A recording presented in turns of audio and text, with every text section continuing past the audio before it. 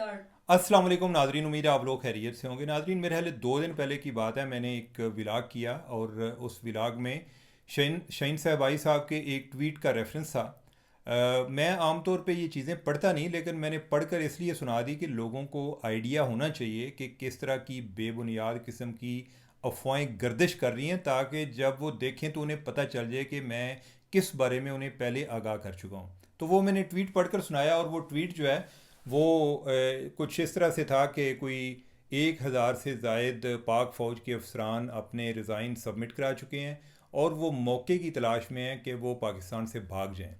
ये इंतहाई डैमेजिंग किस्म का, इंतहाई बेबुनियाद और गैर ज़िम्मेदाराना ट्वीट था। तो और ऐसे मौके पर कि जब लॉ इन्फोर्समेंट के लोग मुख्तलिफ महाज पर, अंदरूनी महाज पर, दाखिली महाज पर उन्हें मुख्तलिफ चैलेंजेस का सामना है। बहुत सारे जो अहलकार हैं, अफसरान हैं, वो शहीद हो रहे हैं, वो पाकिस्तान की बका की जंग लड़ रहे हैं, और इन्होंने इस सारे मामले को एक मजाक बनाया हुआ है और उनको डीमोरलाइज करने की कोशिश कर रहे हैं।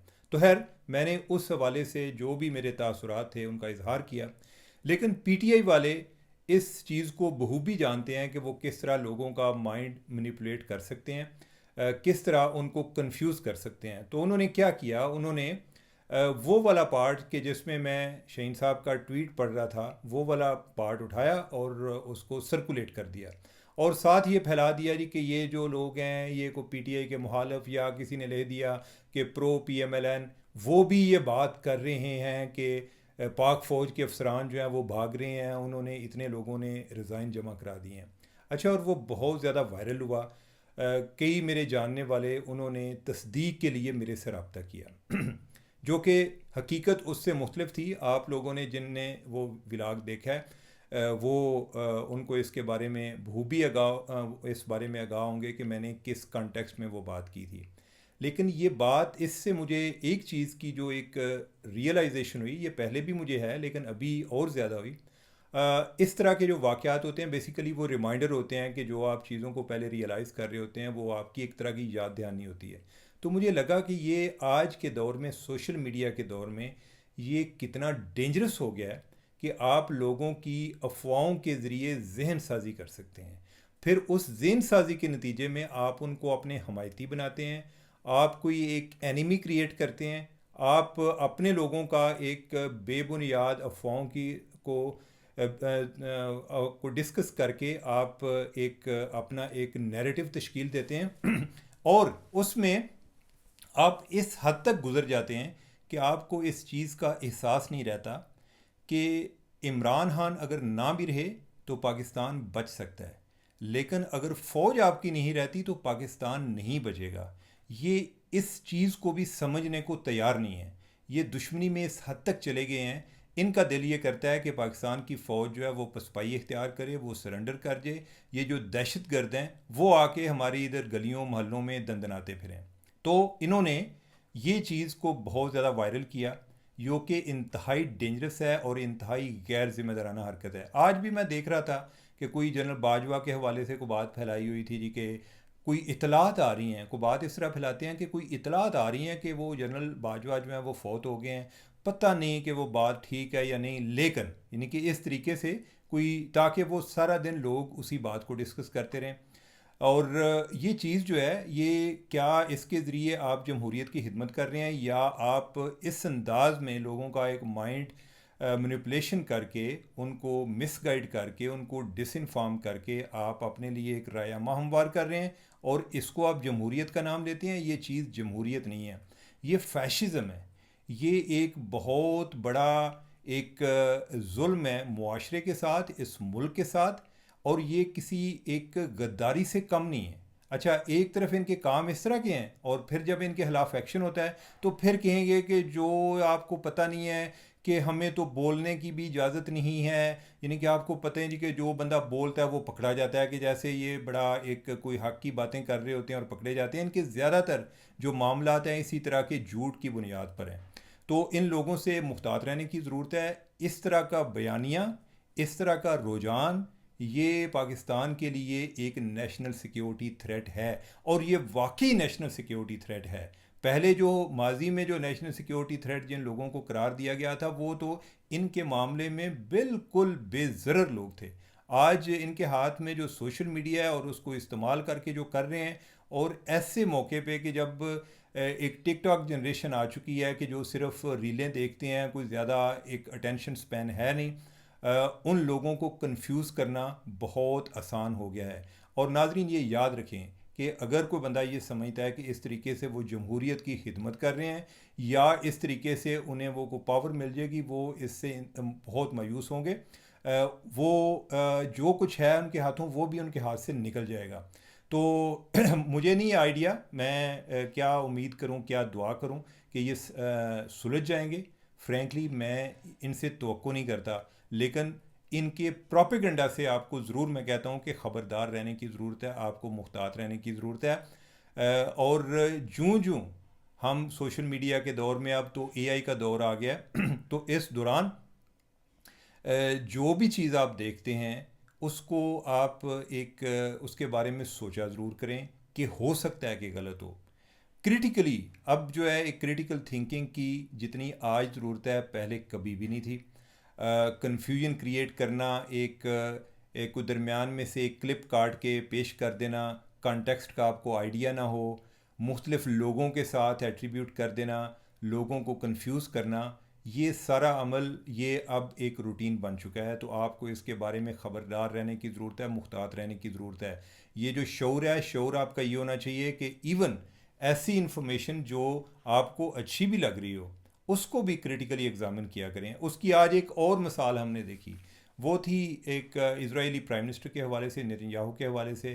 آج کل جو انڈین پرائم منسٹر ہے مودی، وہ ادھر اسرائیل گئے ہوئے ہیں. مودی ایک پہلا پرائم منسٹر ہے انڈیا کا جس نے ادھر اسرائیل کا وزٹ کیا ہے. ابھی نہیں، پہلے بھی کیا ہے. 2017 سے ان کے معاملات بڑے، ان کی قربتیں بڑھتی جا رہی ہیں. حالانکہ انڈیا نے اسرائیل کو 1950 سے تسلیم کیا ہوا ہے، لیکن مودی سے پہلے کوئی ایک head of the government level پہ آنا جانا نہیں تھا. اب وہ معاملہ شروع ہو چکا ہے. ہمیں ایک اپنے لیول پر تھریٹ موجود ہے، ہمیں اس کے بارے میں چوکس رہنا چاہیے. لیکن جس تناظر میں بات کر رہا ہوں وہ یہ ہے کہ کوئی ایک ویڈیو سرکولیٹ کر رہی ہے اور وہ نیتن یاہو کی ہے، اسرائیلی پرائم منسٹر کے حوالے سے، جس میں وہ بتا رہا ہے کہ مودی نے مجھے طالبان کے حوالے سے بتایا اور ہم یہ سمجھتے ہیں کہ طالبان کی مدد کرنا کیوں ضروری ہے.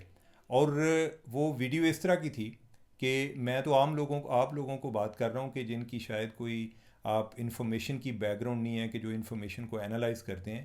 میں آج کئی جرنلسٹوں کو دیکھا کہ جنہوں نے وہ ویڈیو پوسٹ کی ہوئی تھی اس کو حقیقی سمجھتے ہوئے. کئی جگہ پہ آج میری لوگوں سے ملاقات ہوئی، وہ یہی سمجھ رہے تھے کہ نیتن یاہو کی جو ویڈیو ہے وہ اصلی ہے.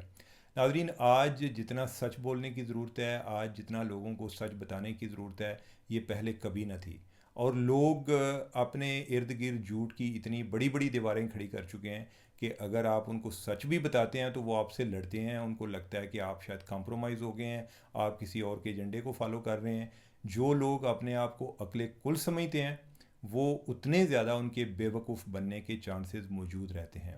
تو وہ ویڈیو جو ہے وہ بھی آج اتنی زیادہ سرکولیٹ ہوئی تو لیکن اس کا حقیقت سے کوئی تعلق نہیں تھا. وہ ایک مصنوعی ذہانت کے ذریعے ایک جنریٹ کی ہوئی ویڈیو تھی. اور اس طرح کی ویڈیو اگر آپ کو یاد ہوگا، اس سے پہلے جو پوٹن کی بھی آئی تھی، جو روس کے صدر ہیں، کہ ہمارا ابھی جو ایک افغانستان کے ساتھ ٹینشن چل رہی ہے، کلیشز چل رہے ہیں، تو اس حوالے سے ایک ویڈیو سرکولیٹ ہو رہی تھی کہ جس میں پوٹن جو ہے وہ تھریٹ کر رہا ہے پاکستان کو کہ اگر وہ پاکستان نے افغانستان کے اندر حملے جاری رکھے ٹی ٹی پی کے اگینسٹ تو اس پہ رشیا ری ایکٹ کر سکتا ہے.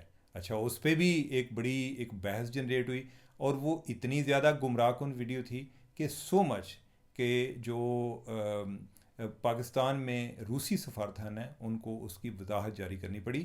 تو ناظرین، یہ ساری باتیں آپ کو بتانے کا مقصد یہ ہے کہ بی ویئر. اگر آپ چاہتے ہیں، یعنی کہ آپ اس کو اس طرح سے لیں، یہ آپ کا کمال یہ ہے کہ کوئی انسان، کوئی بندہ میرے سمیت آپ کو بے وقوف نہ بنا سکے. تو لہٰذا آپ کریٹیکلی چیزوں کو ایگزامن کریں، ڈسپیشنیٹلی ہو کر سوچیں، چیزوں کو شک کی نظر سے دیکھیں، لیکن آپ حقائق کو جاننے کی کوشش کریں. اپنی کامن سینس استعمال کریں کہ کیا ہو سکتی ہے یا نہیں ہو سکتی. مثلا میں اگر نتن یاہو کی بات کروں تو میں کوئی اے آئی کا ایکسپرٹ نہیں ہوں، لیکن جب میں نے ویڈیو دیکھی تو میں نے کہا کہ نتن یاہو اس طرح کی بات کر ہی نہیں سکتا، یہ بہت ڈینجرس بات ہے. اور دوسرا، وہ تو یہ بھی نہیں چاہتے، یعنی کہ ان کے اپنے بہت سارے مسائل ہوں گے، وہ ایون یہ بھی نہیں چاہتے کہ انڈیا کا افغانستان کے ساتھ کوئی تعلق ہو، یعنی کہ طالبان رجیم کے حوالے سے ان کا تعلق ہو. تو وہ یہ ایک بہت ہی بعیدس قیاس ہے. اور پھر ایسے موقع پہ کہ جب جیسے بھی ہیں، یعنی کہ جس طرح کے بھی حالات ہیں، پاکستان کے ٹرمپ کے ساتھ بہت اچھے تعلقات ہیں جو ہمارے حکومتی لیول پر، تو اس تناظر میں نتن یاہو کا یہ کہنا اٹس اے بگ ڈیل کہ کیا وہ ٹرمپ کو کمپرومائز کر کے وہ مودی کے ساتھ جائے گا، ایسا ممکن نہیں. ایون انڈیا کے لیے یہ کہنا ایک پبلکلی آ کے کرنا، وہ بے شک چھپ چھپا کے جو بھی کر رہے ہیں، پبلکلی آ کے یہ بات کرنا ان کے لیے پولیٹیکلی انکریکٹ ہے. اور ایون جو ایک ڈپلومیٹیکلی اس کے لیے ان کے لیے اس کی بڑی ریپرکشنز ہیں. تو لہٰذا ان کی چیزوں کو اس تناظر میں دیکھا کریں، کوشش کیا کریں کہ یہ صرف ویڈیوز دیکھنے کی بجائے، ٹک ٹاک دیکھنے کی بجائے پڑھا کریں. پڑھنے سے آپ کو سوچنے کا موقع ملتا ہے. یہ جو ویڈیوز وغیرہ ہے نا، یہ تو ایک اٹینشن اکانومی ہے. جو جتنے بھی سوشل میڈیا کمپنیز ہیں، ان کے درمیان ریس یہ ہے کہ ہم نے اٹینشن کیسے گین کرنی ہے. اس میں یہ میٹر نہیں کرتا کہ کنٹینٹ کتنا یوزفل ہے یا ان یوزفل ہے یا ڈیمیجنگ ہے، اس پر نہیں ہے. ان کا یہ ہے کہ ہم کتنی دیر ایک آئی بالز کیچ کر سکتے ہیں، کتنی دیر لوگوں کو اپنے ایک سوشل میڈیا پر رکھ سکتے ہیں. ادھر سے ہی انہیں ایک یعنی کہ ان کا ریونیو سورس جو ہے وہ اٹینشن اکانومی ہے. بائی دا وے، آج کل جو فیس بک کا چیف ہے مارک زکربرگ، اس کی ایک کورٹ میں ہیئرنگ چل رہی ہے جس میں وہ کہہ رہے ہیں کہ آپ کا جو کنٹینٹ ہے وہ بڑا اڈکٹیو ہے. یعنی کہ اس طرح کے جس میں بچے بھی ہر ٹائم وہ فیس بک سے اٹھنے کو تیار نہیں ہوتے. اس سے ان کی ذہنی گروتھ رک جاتی ہے. بچوں کی اپنی جگہ پر رک رہی ہے، بڑوں کی اپنی جگہ پر رک رہی ہے. تو خدا را اپنے ساتھ ظلم نہ کریں، اپنا خیال رکھیں، اپنے ارد گرد جو ہے خیال رکھیں.